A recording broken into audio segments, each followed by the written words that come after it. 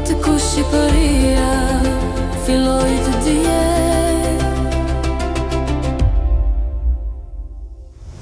Është viti I Zotit 1385, kurët e dursit e din kush jeton e kush vdes. Balqa I dytë, princi Zete, zoti Shkodrës, si uji dhe I bregut të fshet. Mori durësin sfidoj Kalthopja, dy shtëpi shqiptare të njëjtat male, njëjta rrugë, por rivaliteti thërret lindjen, kalifëre Turkun dhe sultani dëgjon. Nga Ballkani vjen dropri erës, 40.000 kalojnë në argjent. Në kratë të Thopis, Shqiponja bie, Savra vishët me pluhur e shpata.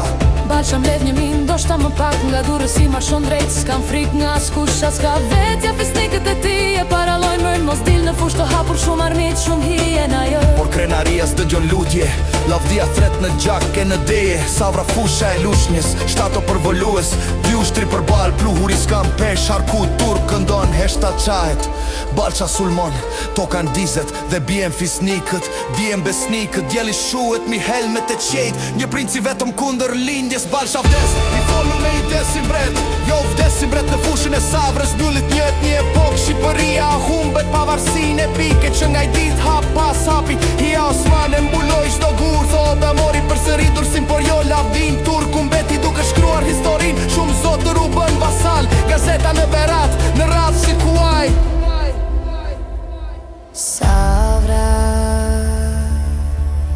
aty ku gjaku hapi rrugën,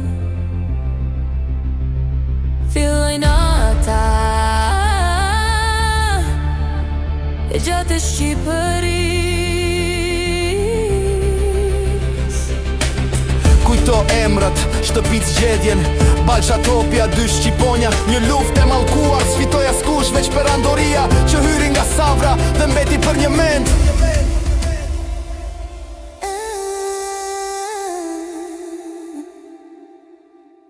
Savra, aty ku mbaroi një princ dhe filloi kufi.